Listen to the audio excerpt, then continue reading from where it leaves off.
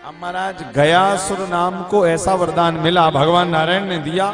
अब गयासुर जहां भी, जिस भी शहर में, जिस नगर में, जिस गांव में चले जाएं, वहां कोई पापी ना बचे।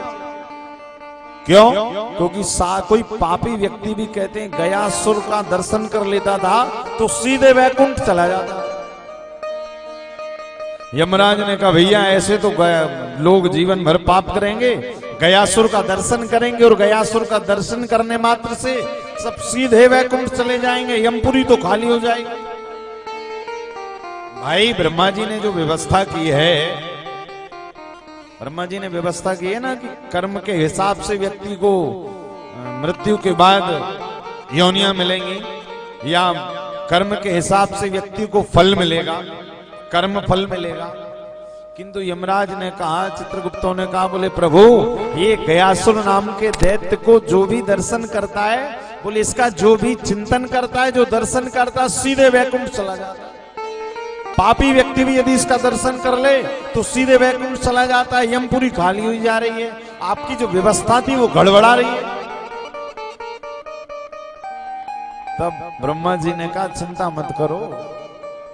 फिर कहते हैं ब्रह्मा जी ने एक यज्ञ किया और उस यज्ञ की रचना के लिए गयासुर से कहा गया कि भैया इस ब्रह्मांड में तुम्हारा शरीर ही पवित्र है, तो हम सब देवता लोग चाहते हैं कि तुम्हारे शरीर पर यज्ञ करें। क्यों ब्रह्मा जी ऐसा क्यों कर रहे हैं? ताकि वो गया नाम का असुर घूम घूम कर ना जा पाए कहीं पर, और लोगों के पापों, पापी से पापी व्यक्ति को भी गयासुर का दर्शन ना हो। और जब पापी व्यक्ति को गयासुर का दर्शन नहीं होगा तो ब्रह्मा जी की सृष्टि बढ़िया चलती रही। अब गयासुर क्या करता था कि पापियों की नगरी में चला जाए, सारे पापी गयासुर को देखे और सीधे वैकुंठ चले जाए। भगवान नारायण सोचने लगे कि हमारे नारायण लोक में वैकुंठ में भीड़ बढ़ती जा रही है और यमपुरी खाली होती जा रही है। क्यों? क्योंकि कोई पापी है ही नहीं, कोई पापी नहीं बच रहा धरती। तो ब्रह्मा जी ने कहा ये ऐसे नहीं होगा। गयासुर से कहा भैया मैं तुम्हारा शरीर चाहिए जिस शरीर पर हम यज्ञ करना चाहते हैं। गयासुर ने कहा इसमें कौन सी बड़ी बात है, मेरा शरीर तो सदैव से परमार्थ के लिए ही चल रहा है, आप जरूर मेरे शरीर का उपयोग करिए। और गयासुर नाम के दैत्य के शरीर पर ब्रह्मा जी ने यज्ञ की रचना की, तो भी गयासुर ने अपना परमार्थ छोड़ा नहीं। गयासुर जा जाकर लोगों को अभी भी अपना दर्शन देता है और लोगों को मुक्त करता रहता है। ब्रह्मा जी ने यज्ञ इसी कारण किया था कि गयासुर का चलना फिरना बंद हो जाए, किंतु गयासुर का चलना फिरना बंद नहीं हुआ, वो तो यज्ञ चलता रहा उसके शरीर पर, वो घूमता रहा। ब्रह्मा जी ने कहा भैया मैंने यज्ञ इसी कारण किया ताकि ये एक जगह स्थिर हो जाए, ये लोगों तक ना जाए, अपितु लोग इसके पास आए। किंतु क्या होता है, ये गयासुर नाम के दैत्य के ऊपर यज्ञ भी हुआ ना, तो ये शरीर से सब जगह घूमता फिरता डोल डोल कर और लोगों के पाप अभी भी खत्म कर रहा था। तब ब्रह्मा जी ने और देवी देवताओं को बुलाया, समस्त ब्रह्मांड के जितने भी देवता थे, जितने भी देवियां थी, सब उसका आवाहन किया गयासुर के शरीर पर कि सब प्रकट हो जाए। शायद जब गयासुर के शरीर पर भार बढ़ जाएगा तो ये गयासुर फिर स्थिर हो जाएगा, चलेगा फिरेगा नहीं। तो भी गयासुर चलायमान है। समस्त लोगों के देवी देवता आने के बाद भी गयासुर एक जगह स्थिर नहीं चल रहा है, और जहां भी जाता है पापी भी दर्शन करता है तो वो भी तर जाता है। ब्रह्मा जी ने कहा भगवान नारायण से, प्रभु अब इसका आप ही कोई उपाय करिए, आप ही का चेला है। भगवान नारायण ने कहा चिंता मत करो, मैं स्वयं चलकर गयासुर नाम के दैत्य की छाती पर बैठकर और फिर यज्ञ को संपन्न कराऊंगा, फिर देखते हैं स्थिर होता है या चलायमान रहता है। तब जाकर के भगवान नारायण स्वयं गयासुर के शरीर पर विराजमान हुए।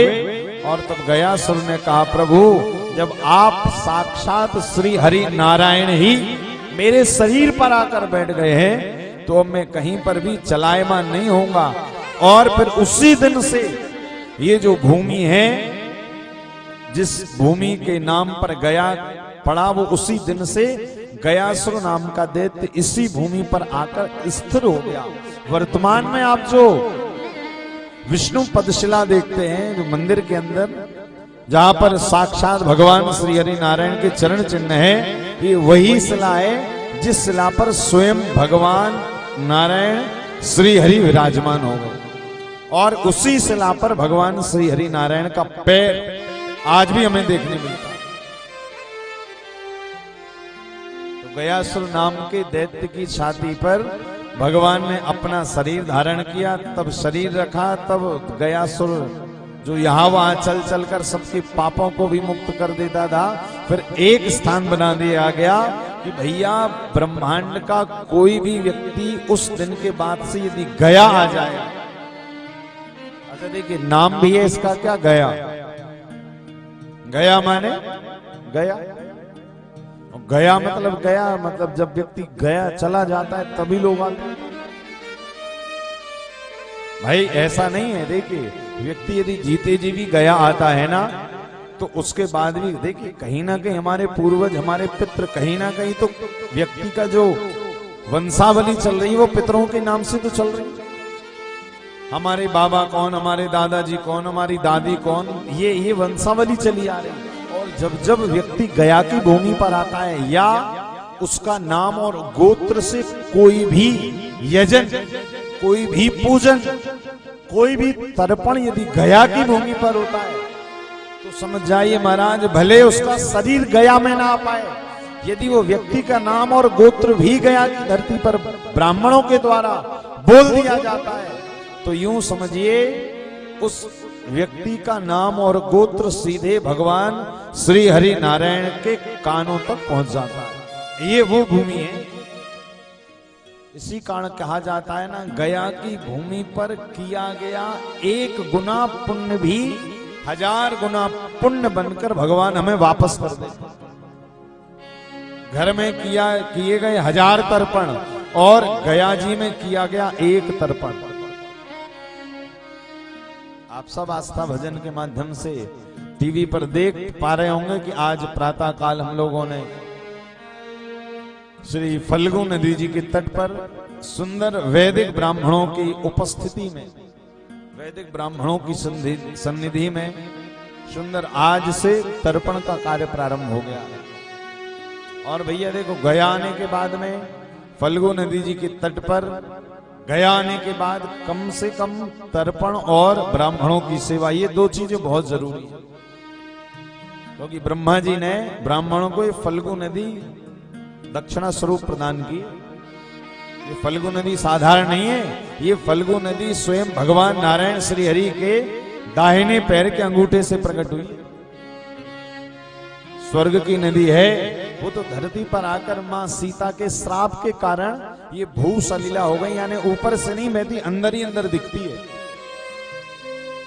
किंतु ये फल्गु नदी साधारण नहीं, ये स्वर्ग की नदी है।